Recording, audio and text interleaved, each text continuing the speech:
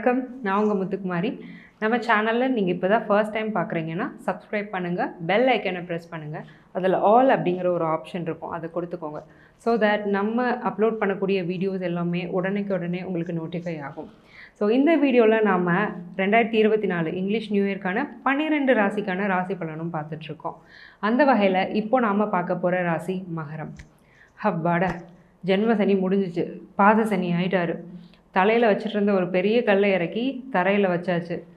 அந்த கல்லை சுமந்துட்டுருக்கிறவனுக்கு தான் அந்த கல்லை இறக்கி கீழே வைக்கும்போது ஒரு ரிலீஃப் கிடைக்கும். அதோட அந்த ஒரு ப்ளஷர் வந்து அவனுக்கு தான் தெரியும், சும்மா நிற்கிறவனுக்கு தெரியாது. அந்த மாதிரி உங்களுக்கு தான் தெரியும் நீங்கள் எவ்வளோ பெரிய ஒரு மனப்போராட்டம், எத்தனை பிரச்சனையை தாண்டி இப்போ கொஞ்ச நாளாக நிம்மதியாக இருக்கீங்க அப்படிங்கிறது. ஸோ 2023 புயலுக்கு பின் அமைதிங்கிற மாதிரி ஒரு ரெக்கவரி ஸ்டேஜில் தான் இருந்தீங்க. ஒவ்வொரு மனசளவுலையாக இருக்கட்டும், ஃபினான்ஷியலாக இருக்கட்டும், எல்லாத்துலேயும் பட்ட அடியிலேருந்து கொஞ்சம் கொஞ்சமாக மீண்டு வந்துட்டு இருந்த வருஷம் தான் 2023. 2024 உங்களுக்கு எப்படி இருக்க போகுது? 2ல் சனி, 3ல் ராகு, எக்ஸலண்ட். பாத சனி தான், ஜென்ம சனிக்கு எவ்வளவோ பரவாயில்ல. அதான் நான் சொன்னேனே, கல்லை இறக்கி வச்சிட்டோம். அது இந்த பரவாயில்லங்கிறதுக்கான உண்மையான அர்த்தம் நமக்கு தான் தெரியும். கேது பாக்கியத்தில் நல்ல விஷயந்தான். குரு 4லேருந்து 5க்கு போகிறாரு, வெல் அண்ட் குட். 5க்கு குரு வந்துட்டா வேறு என்ன வேணும்? சனி பாசிட்டிவு, ராகு ரொம்ப பாசிட்டிவு, குரு மே மாதத்துலேருந்து ரொம்ப பாசிட்டிவாக இருக்க போகிறாரு. பாக்கியத்தில் கேது சூப்பராக இருக்குது. இந்த 2ல் உள்ள சனி மட்டும் ஒரு 50% குட்டும் 50% பேடும் இருக்குது.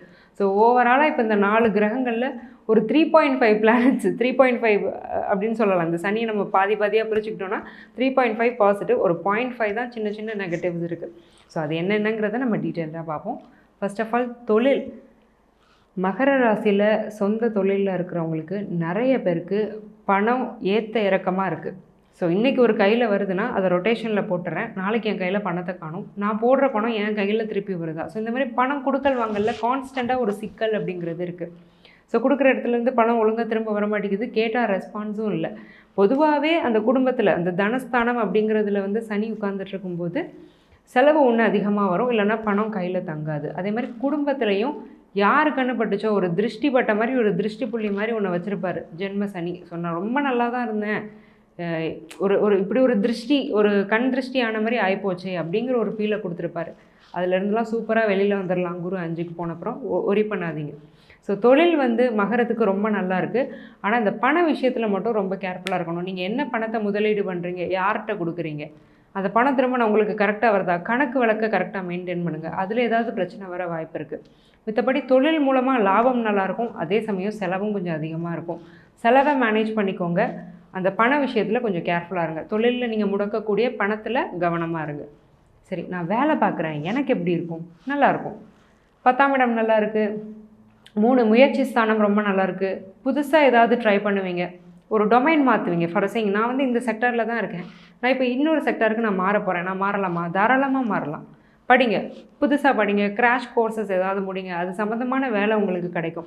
3ஆம் இடம் ரொம்ப நல்லா இருந்தாலே, அதாவது என்ன சொல்கிறதுனா மேசிவ் சக்ஸஸ்ன்னு சொல்லுவோம்ல, மாபெரும் வெற்றி. அதாவது லைட்டாக ஏதாவது ஒரு பிரச்சனை, அதை முறியடிக்கிறோன்னா அது ஒரு சக்ஸஸ்.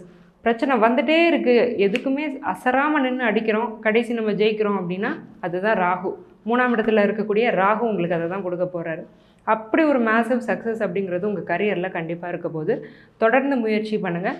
புதுசாக ஏதாவது படிக்கணுமா, பயப்படாதீங்க, கலக்கம் எதுவுமே வேண்டாம், தயவு செஞ்சு படிங்க. அந்த நீங்கள் படிக்கிறது சம்மந்தமான ஒரு டொமைனில் உங்களுக்கு நல்ல வேலை கிடைக்கும். ப்ராஃபிட் ரொம்ப நல்லாயிருக்கும் இந்த வருஷம் ஃபுல்லாக. சரி, எனக்கு கல்யாணம் நடக்குமா? நடக்கும். குரு 5க்கு போயிட்டாரு, கேட்கவா வேணும்? மே மந்த்துக்கு மேலே சீக்கிரமாக டக்குன்னு கல்யாணம் ஃபிக்ஸ் ஆகிடும். முக்கியமாக இந்த 90s கிட்ஸ், அந்த 30ஸில் இருக்கிறவங்களுக்கு, 30s ஒரு லேட் 20s ஏர்லி 30ஸில் இருக்கிறவங்களுக்கு சீக்கிரமாக கல்யாணம் ஃபிக்ஸ் ஆகிடும். மே மந்த்துக்கு மேலே ரொம்ப எக்ஸலண்ட்டாக இருக்குது. நீங்கள் இப்போவே வரன் பார்க்க ஆரம்பிக்கலாம், மேக்கு மேலே கண்டிப்பாக ஃபிக்ஸ் ஆகிடும். கல்யாணம் ஹஸ்பண்ட் அண்ட் ஒய்ஃப் நாங்கள் எப்படி இருப்போம்? 2 குடும்பஸ்தானத்தில் ஆல்ரெடி சனி. ஸோ சின்ன கருத்து வேறுபாடு ஹஸ்பண்டுக்கும் ஒய்ஃபுக்குள்ளே வந்துகிட்டே இருக்கும், ரெகுலராக வந்துகிட்டே இருக்கும். என்ன இவங்க நல்லா இருந்தாங்க, இவங்களுக்குள்ளேயே சண்டை அப்படின்னு 4 பேர் கேட்குற அளவுக்கு மேபி இது வரைக்கும் உங்கள் வீட்டு பிரச்சனை வெளியில் போயிருக்காது, இப்போ போகிறதுக்கான வாய்ப்பு இருக்குது. ஏன்னா 2ல் என்ன தான் இருந்தாலும் சனி ஒரு பாவகிரகம். குடும்பஸ்தானத்தில் உட்காரும்போது கொஞ்சம் பிரச்சனையை வந்து ஃப்ரீக்வெண்ட்டாக கொடுப்பாரு. அந்த பிரச்சனையோட வீரியம் வந்து கம்மியாக இருக்கும், ஆனால் அந்த ஃப்ரீக்வன்சி, அடிக்கடி சண்டை வர்றது, இந்த மாதிரியான விஷயங்கள் வந்து வந்துகிட்டே இருக்கும். ஸோ ஒரு என்ன சொல்கிறது, ஒரு குலதெய்வம் கோயிலுக்கு ஒரு தடவை போயிட்டு வர்றது, அல்லது ஃபேமிலியாக வந்து ரொம்ப ஒரு ஷோ ஆஃப் பண்ணாமல் இருக்கிறது, அடிக்கடி ஸ்டேட்டஸ், இது ஒரு கொஞ்சம் ஒரு வித்தியாசமாக தான் இருக்கும். ஆனால் கண் திருஷ்டி அப்படிங்கிற விஷயங்கள்லாம் உண்மை தான். ஸோ அடிக்கடி ஸ்டேட்டஸ் போடுறது, ஷோ ஆஃப் பண்ணுறது, அதை கொஞ்சம் குறைச்சிக்கிறது மகரத்துக்கு நல்லது இந்த வருஷத்தை பொறுத்த வரைக்கும். முக்கியமாக உங்கள் குடும்பம், என் குடும்பம் பாருங்கள் நாங்கள் நல்லா இருக்கோம் அப்படின்னு ஒரு ரீல்ஸ் போடுறது, வீட்டில் சண்டை போட்டாலும் நம்ம வெளியில் ஷோ ஆஃப் பண்ணுறது வந்து எல்லாருமே, நானும் தான் நீங்களும் தான், எல்லாருமே பண்ணுறது அதுதான். அதை கொஞ்சம் குறைச்சிக்கிறது வந்து இந்த வருஷத்தில் வந்து உங்களுக்கு நல்லது. சரி, ஓகே. சைல்டு பர்த்துக்கு நாங்கள் ட்ரை பண்ணுறோம். Success 100% success. 5ல் குரு கேட்கவே வேண்டாம். ஸோ கல்யாணம் ஆன தம்பதினா உடனே வந்து கருத்தரிக்கிறதுக்கான வாய்ப்பு வந்து ரொம்ப அதிகம். குழந்தை நல்லா ஆரோக்கியமாக இருக்கும். அந்த ப்ரெக்னென்சி மூலமாக ஒரு சந்தோஷம், குடும்பத்துக்கே ஒரு சந்தோஷம். அது பாக்கியஸ்தானம் ஆக்டிவேட் ஆகிருக்கிறதுனால மகர ராசியில் உள்ளவங்க வந்து தாத்தா பாட்டி ஆகக்கூடிய யோகம், உங்கள் பிள்ளைகளுக்கு நீங்கள் கல்யாணம் பண்ணக்கூடிய யோகம். போன வருஷ கடைசியில் ராகு இருந்து டிசப்பாயிண்ட் பண்ணார். ஸோ வர்ற வரன் கிட்ட வந்து தட்டி போகிறது, நடக்கிற மாதிரி இருந்து நடக்காமல் போகிறது. இந்த வருஷம் கிளியர் கட்டாக நடந்துடும். மே மந்த்துக்கு மேலே எக்ஸலண்ட்டாக ஒரு நல்ல வரன் ஃபிக்ஸ் ஆகிடும். நீங்கள் எதிர்பார்த்ததை விட அந்த வரன் வந்து ரொம்ப நல்லாயிருக்கும். அதில் வந்து எந்த டவுட்டுமே இல்லை. சரி, நான் ப்ராப்பர்ட்டி வாங்கலாமா, இன்வெஸ்ட் பண்ணலாமா? செவ்வாய் சூரியனோடு சேர்ந்து 12ல் பிகினிங்கில் வேண்டாம். ஏன்னா அடுத்து செவ்வாய் வந்து சனியோட வீட்டுக்கு போக போகிறாரு. மார்ச் மாதம் கும்பத்தில் சனியோட சேர்ந்தே இருக்க போகிறாரு. மகர ராசிக்காரங்க 2 விஷயம், உங்கள் அம்மாவோட உடல் நலத்தில் ஆரோக்கியத்தில் அக்கறை அவசியம். அதே மாதிரி ப்ராப்பர்ட்டி இன்வெஸ்ட்மெண்ட் மொதல் 4 மாதம் தயவு செஞ்சு யோசிச்சிடாதீங்க. மேக்கப்புறம் பண்ணலாம். ஏன்னா செவ்வாய் இது குரு காரணம் கிடையாது. அந்த 4ஆம் அதிபதியான செவ்வாய் வந்து மீனம், மேஷம், ரிஷபம்னு கொஞ்சம் பாசிட்டிவான ஹவுஸ்க்கு மூவ் ஆயிடுவார். அப்போ நீங்கள் தாராளமாக இன்வெஸ்ட் பண்ணலாம். எதில் வேணாலும் இன்வெஸ்ட் பண்ணலாம், அதில் எந்த பிரச்சனையும் இல்லை. ஸோ அந்த இன்வெஸ்ட்மெண்ட்டும் உங்களுக்கு வந்து ஒரு நல்ல ரிட்டர்ன்ஸை கண்டிப்பாக கொடுக்க தான் போகுது. சரி, ஓகே. நான் ஃபாரினில் இருக்கேன், எனக்கு எப்படி இருக்கும்? அப்ராட் லக் எப்படி இருக்குது? நல்லாயிருக்கு. குரு நல்லா இருக்கிறாரு. 12ஆம் இடம் இயரோட பிகினிங்லேயே ரொம்ப நல்லாயிருக்கு, வலுத்துருக்கு. ஃபாரினில் இருக்கிறவங்க நல்லா இருப்பீங்க.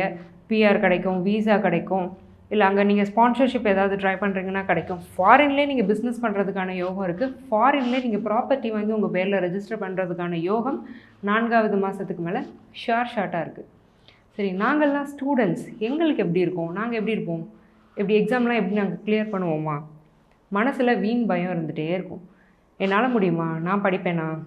என்னால் ரொம்ப ஓவராக, அதாவது ஃபார் சேயிங் இப்போ நீங்கள் 70% இருக்கிறீங்கன்னா ஒரு 75 to 80% நான் அடுத்த செமஸ்டரில் வாங்கணும், அந்த மாதிரி ஒரு எய்ம் பண்ணிங்கன்னா நல்லது. பட் 90-95 யோசிக்க வைப்பார் ராகு. அது நடக்காத பட்சத்தில் ரொம்ப டிசப்பாயிண்ட் ஆகும். அது வேண்டாம். கொஞ்சம் கொஞ்சமாக நம்ம முன்னேறிக்கலாம், கொஞ்சம் கொஞ்சமாக நம்மளை இம்ப்ரூவைஸ் பண்ணிக்கலாம். ஸோ அதே மாதிரி காம்படிட்டிவ் எக்ஸாம் எழுதக்கூடிய கேண்டிடேட்ஸ்க்கு எப்படி இருக்குது? நல்லாயிருக்கு. நீட் எக்ஸாம் ப்ரிப்பேர் பண்ணுறவங்க ஃபஸ்ட்டு 3 months கொஞ்சம் கவனம் தேவை படிப்பில். செவ்வாயோட டிரான்சிட்டை வச்சு சொல்கிறேன். மற்றபடி கவர்மெண்ட் எக்ஸாம், பேங்கிங் கேண்டிடேட்ஸ் எக்ஸலண்ட்டாக இருக்குது மகரம். நிறைய செலெக்ஷன்ஸ் வரப்போகுது ஃபினான்ஸ், பேங்கிங் செக்டரில். ஸோ ஓவராலாக மகரம் வந்து பாசிட்டிவான இயர் தான், அதில் எந்த டவுட்டுமே இல்லை. சின்ன சின்ன விஷயங்கள் நான் சொன்னேன், அதில் மட்டும் கொஞ்சம் கவனமாக இருந்துக்கோங்க. மற்றபடி எல்லாமே வந்து ரொம்ப பாசிட்டிவாக இருக்குது. ஸோ இதை விட இன்னும் பாசிட்டிவாக இந்த இயர் போகணும். ஹெல்த், வெல்த், ப்ராஸ்பரிட்டின்னு எல்லாமே உங்களுக்கு வந்து நிரம்ப கிடைக்கணும்னு நான் இறைவனை வேண்டிக்கிறேன். ஸோ இவ்வளோ நேரம் நம்ம பார்த்தது வந்து ஒரு கோச்சார பலன் தான். உங்கள் ஜாதகத்தோட என்டையர் ப்ரெடிக்ஷன்ஸ் உங்களுக்கு தெரியணும்னா கீழே இருக்கிற என்னுடைய நம்பருக்கு காண்டாக்ட் பண்ணி நீங்கள் அப்பாயின்மெண்ட் புக் பண்ணிக்கலாம்.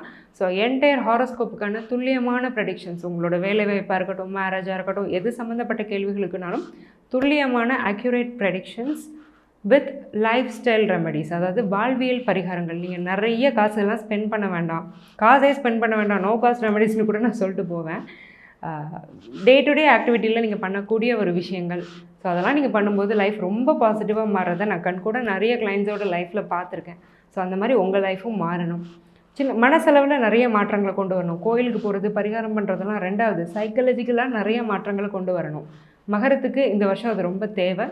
ஸோ அதை நீங்கள் புரிஞ்சுக்குவீங்க. இந்த வீடியோவில் நான் சொன்ன சஜஷன்ஸ் எல்லாம் நீங்கள் எடுத்துப்பீங்கன்னு நம்புகிறேன். Wish you all the best Makaram. Happy new year 2024. நன்றி, வணக்கம்.